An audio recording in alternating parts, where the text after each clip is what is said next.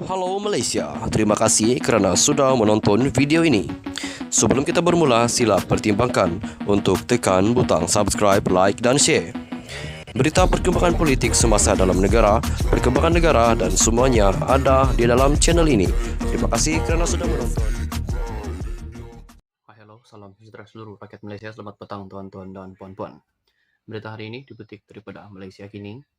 Zuraida kini boleh rancang tinggalkan politik, kata penganalisis. Sudah tiba masanya untuk bekas ahli Parlimen Ampang Zuraida Kamarudin merancang meninggalkan dunia politik selama-lamanya, kata penganalisis politik. Pensyarah kanan Jabatan Pengajian Pentadbiran dan Politik Fakulti Ekonomi Pentadbiran Universiti Malaya UM, Muhammad Taufik Yaakob, berpandangan demikian susulan pemecatan Zuraida dari Parti Bangsa Malaysia PBM bersama 10 anggota lain. Muhammad Taufik berkata, pergerakan politik Zuraida sebenarnya sudah lama menemui penamat. Sebaik saja dia mengkhianati PKR dan Pakatan Harapan PH 2 tahun lepas. Pergerakan politik Zuraida sudah tidak relevan lagi dalam politik negara apabila beliau sendiri telah mengkhianati PKR atau secara keseluruhannya Pakatan Harapan PH menerusi apa yang dilakukan dalam langkah Sheraton. Zuraida juga telah gagal untuk mengenal pasti arah tuju politik yang sebenar selepas tidak lagi menang dalam pilihan raya umum ke-15 PRU15 lalu.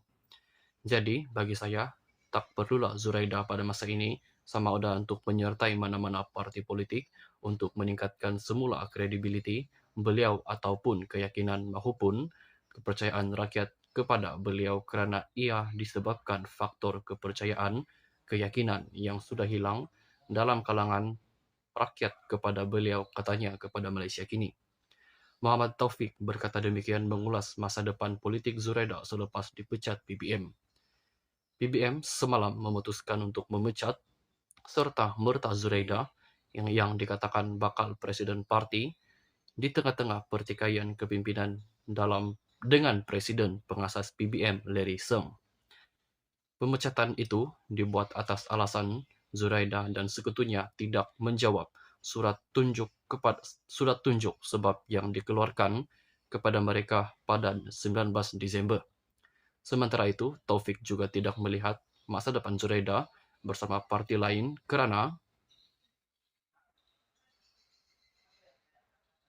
bekas naib presiden PKR itu telah dilihat sebagai beban bagi mana-mana pihak pun. Bagi saya, Zuraida tidak perlulah aktif dalam mana-mana parti politik sekalipun kerana beliau akan membebankan parti politik yang disertainya, apatah lagi nak menumbuhkan parti politik baru yang bagi saya sudah tidak lagi mampu nak diterajui oleh Zuraida itu sendiri, katanya. Kata Taufik, langkah Zuraida untuk menumbuhkan parti baru juga bukan satu pilihan, lebih-lebih lagi dalam dunia politik semenanjung. Katanya, Perdana Menteri 2 kali Mahathir Mohamad sendiri pun gagal melalui Parti Pejuang Tanah Air Pejuang yang kalah teruk dalam pilihan raya umum baru-baru ini. Akhirnya, beliau tergelincir dan tewas serta dilihat tidak lagi mampu bertentangan dengan arus politik negara, tambahnya. Sementara itu, penganalisis politik dari University Science Malaysia USM, Siva Murugan Pandian, pula berpendapat Zuraida masih mempunyai peluang untuk aktif dalam politik sekurang-kurangnya buat masa ini. Menurut Siva Murugan, Zuraida masih mempunyai peluang kembali kepada PBM dengan merujuk isu kesahan pemecatannya kepada Jabatan Pendaftaran Pertubuhan Malaysia ROS. Sebabnya, sebelum pilihan raya kedua-duanya mengakui mereka ialah peneraju kepada parti tersebut, katanya.